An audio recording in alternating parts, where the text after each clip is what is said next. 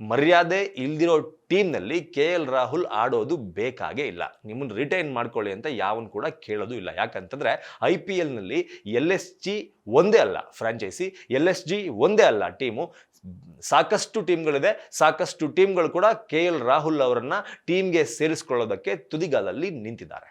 KL Rahul ಅವರನ್ನ ತಂಡಕ್ಕೆ ಅಂದರೆ RCB ತಂಡಕ್ಕೆ ಸೇರಿಸಿಕೊಳ್ಳುವ ಎಲ್ಲ ಸಾಧ್ಯತೆಗಳು ಇದೆ. LSG ಟೀಮ್ನಲ್ಲಿ ಅವರು ಕ್ಯಾಪ್ಟನ್ ಆಗಿರೋದ್ರಿಂದ ಅಲ್ಲಿ ಸಾಕಷ್ಟು ಅನುಭವ ಇರೋದ್ರಿಂದ, ಅದರ ಜೊತೆಗೆ ವಿರಾಟ್ ಕೊಹ್ಲಿ ಅವರ ಜೊತೆಗೆ ಒಂದು ಉತ್ತಮ ಬಾಂಧವ್ಯವನ್ನು ಸಹ, ಒಂದು ಉತ್ತಮ ಫ್ರೆಂಡ್ಶಿಪ್ಪನ್ನು ಸಹ ಹೊಂದಿರೋದ್ರಿಂದ ಅವರನ್ನು RCB ತಂಡಕ್ಕೆ ಕರೆತರುವ ಪ್ರಯತ್ನಗಳು ಕೂಡ ಆಗುವ ನಿಟ್ಟಿನಲ್ಲಿ ಮುಂದಿನ ದಿನಗಳಲ್ಲಿ IPLನ ಮ್ಯಾನೇಜ್ಮೆಂಟ್ ಅಂದರೆ RCB ಮ್ಯಾನೇಜ್ಮೆಂಟ್ ಕೂಡ ಕೆಲಸ ಮಾಡುತ್ತೆ ಅಂತ ಹೇಳಲಾಗ್ತಾ ಇದೆ.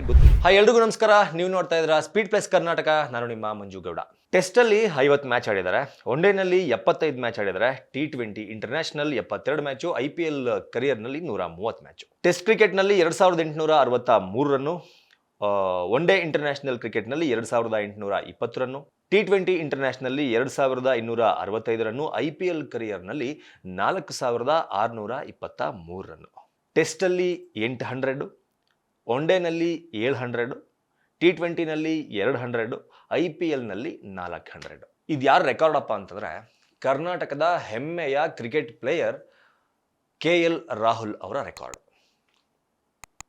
ಇಷ್ಟೊಂದೆಲ್ಲ ರೆಕಾರ್ಡ್ ಮಾಡಿರುವಂತಹ, ಇಷ್ಟೊಂದೆಲ್ಲ ಅದ್ಭುತವಾಗಿ ಕ್ರಿಕೆಟನ್ನು ಆಡಿರುವಂತಹ ಒಬ್ಬ ಪ್ಲೇಯರ್ನ ಯಾವ ಥರ ನಡೆಸ್ಕೋಬೇಕು, ಯಾವ ಥರ ಟ್ರೀಟ್ ಮಾಡಬೇಕು ಅನ್ನೋದು ಒಂದು ತಂಡದ ಓನರ್ಗೆ ಗೊತ್ತಿಲ್ಲ ಅಂತಂದರೆ ಏನು ಮಾಡಬೇಕು ಅಂತ ಗೊತ್ತಿಲ್ಲ.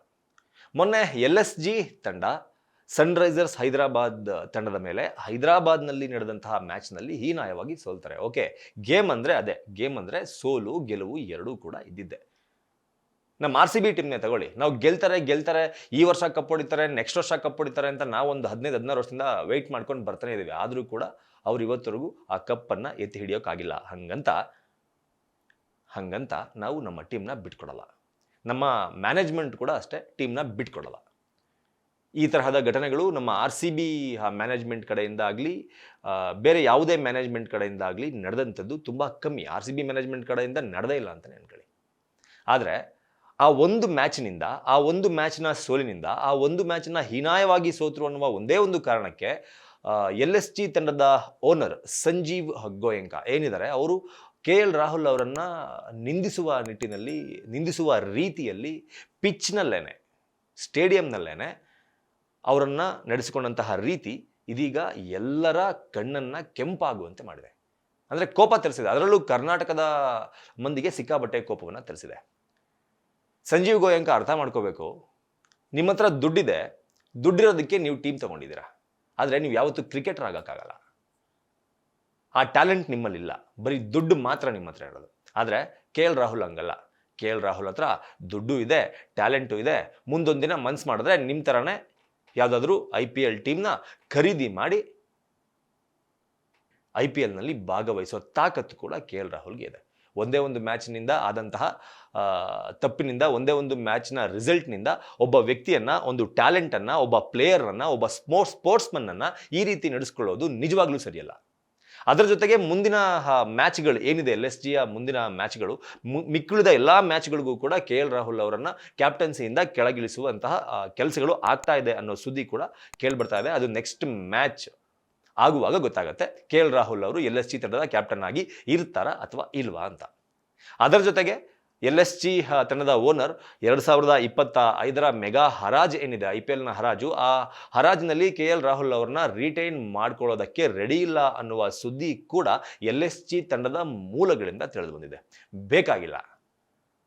ಮರ್ಯಾದೆ ಇಲ್ದಿರೋ ಟೀಮ್ನಲ್ಲಿ KL ರಾಹುಲ್ ಆಡೋದು ಬೇಕಾಗೇ ಇಲ್ಲ. ನಿಮ್ಮನ್ನು ರಿಟೈನ್ ಮಾಡ್ಕೊಳ್ಳಿ ಅಂತ ಯಾವನು ಕೂಡ ಕೇಳೋದು ಇಲ್ಲ. ಯಾಕಂತಂದರೆ IPLನಲ್ಲಿ LSG ಒಂದೇ ಅಲ್ಲ ಫ್ರಾಂಚೈಸಿ, LSG ಒಂದೇ ಅಲ್ಲ ಟೀಮು, ಸಾಕಷ್ಟು ಟೀಮ್ಗಳಿದೆ. ಸಾಕಷ್ಟು ಟೀಮ್ಗಳು ಕೂಡ KL ರಾಹುಲ್ ಅವರನ್ನು ಟೀಮ್ಗೆ ಸೇರಿಸ್ಕೊಳ್ಳೋದಕ್ಕೆ ತುದಿಗಾಲಲ್ಲಿ ನಿಂತಿದ್ದಾರೆ.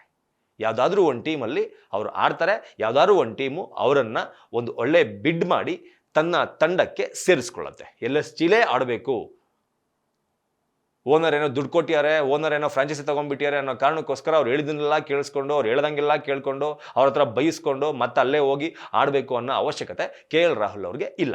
ಇದರ ಜೊತೆಗೆ ಕೆ ಎಲ್ ರಾಹುಲ್ ಅವ್ರೇನಾದ್ರು ರಿಟೈನ್ ಮಾಡ್ಕೊಂಡಿಲ್ಲ, ಆ ತಂಡದಿಂದ ಕೈ ಬಿಡುವ ನಿರ್ಧಾರವನ್ನ ತೆಗೆದುಕೊಳ್ತಾ ಇದ್ದಾರೆ ಅನ್ನೋ ಮಾಹಿತಿ ನಿಜಾನೇ ಆಗಿದ್ರೆ ಅವರನ್ನ RCB ತಂಡಕ್ಕೂ ಕೂಡ ಬರಮಾಡ್ಕೋಬಹುದು. ಯಾಕಪ್ಪ ಅಂತ ಹೇಳಿದ್ರೆ ಫಾಫ್ ಡುಪ್ಲಿಸಿಸ್ ಇವಾಗ RCB ತಂಡದ ಕ್ಯಾಪ್ಟನ್ ಆಗಿದ್ದಾರೆ. ವಿರಾಟ್ ಕೊಹ್ಲಿ ಅವರು ಬಿಟ್ಟ ನಂತರ, ಕ್ಯಾಪ್ಟನ್ಸಿಯನ್ನು ತೊರೆದ ನಂತರ ಫಾಫ್ ಅವರು ಆ ಸ್ಥಾನವನ್ನು ತುಂಬಿದ್ದಾರೆ. ಮುಂದಿನ ವರ್ಷ IPL ನಲ್ಲಿ ಫಾಫ್ ಆಡೋದು ಡೌಟ್ ಅಂತ ಹೇಳಲಾಗ್ತಾ ಇದೆ. ಸೊ ಕೆ ಎಲ್ ರಾಹುಲ್ ಅವ್ರನ್ನ ತಂಡಕ್ಕೆ, ಅಂದರೆ RCB ತಂಡಕ್ಕೆ ಸೇರಿಸಿಕೊಳ್ಳುವ ಎಲ್ಲ ಸಾಧ್ಯತೆಗಳು ಇದೆ. LSG ಟೀಮ್ನಲ್ಲಿ ಅವರು ಕ್ಯಾಪ್ಟನ್ ಆಗಿರೋದ್ರಿಂದ, ಅಲ್ಲಿ ಸಾಕಷ್ಟು ಅನುಭವ ಇರೋದ್ರಿಂದ, ಅದರ ಜೊತೆಗೆ ವಿರಾಟ್ ಕೊಹ್ಲಿ ಅವರ ಜೊತೆಗೆ ಒಂದು ಉತ್ತಮ ಬಾಂಧವ್ಯವನ್ನು ಸಹ, ಒಂದು ಉತ್ತಮ ಫ್ರೆಂಡ್ಶಿಪ್ಪನ್ನು ಸಹ ಹೊಂದಿರೋದ್ರಿಂದ ಅವರನ್ನು RCB ತಂಡಕ್ಕೆ ಕರೆತರುವ ಪ್ರಯತ್ನಗಳು ಕೂಡ ಆಗುವ ನಿಟ್ಟಿನಲ್ಲಿ ಮುಂದಿನ ದಿನಗಳಲ್ಲಿ IPLನ ಮ್ಯಾನೇಜ್ಮೆಂಟ್, ಅಂದರೆ RCB ಮ್ಯಾನೇಜ್ಮೆಂಟ್ ಕೂಡ ಕೆಲಸ ಮಾಡುತ್ತೆ ಅಂತ ಹೇಳಲಾಗ್ತಾ ಇದೆ. ಗೊತ್ತಿಲ್ಲ ಏನಾಗುತ್ತೆ ಏನು ಹೋಗುತ್ತೆ ಅಂತ. ಆದರೆ ಒಬ್ಬ ಪ್ಲೇಯರನ್ನು ಒಂದೇ ಒಂದು ಮ್ಯಾಚಿನ ಸೋಲಿನಿಂದ ಈ ರೀತಿ ನಡೆಸ್ಕೊಂಡಿದ್ದು ನಿಜವಾಗ್ಲೂ ತಪ್ಪು ಅನ್ನೋದು ನಮ್ಮ ಅನಿಸಿಕೆ. ನಿಮ್ಗೇನು ಅನ್ಸುತ್ತೆ? ಕೆ ಎಲ್ ರಾಹುಲ್ ಹಾಗೂ LSG ಓನರ್ ನಡುವೆ ನಡೆದ ವಾಗ್ವಾದವನ್ನು ನೋಡಿದಾಗ ಏನನ್ಸುತ್ತೆ ಅನ್ನೋದನ್ನ ಕಮೆಂಟ್ ಬಾಕ್ಸ್ ಮೂಲಕ ತಿಳಿಸಿ ಅಂತ ಕೇಳ್ಕೊತಾ ಈ ವಿಡಿಯೋನ ಮುಗಿಸ್ತಾ ಇದ್ದೀನಿ. ನಮಸ್ಕಾರ. Beat plus Karnataka.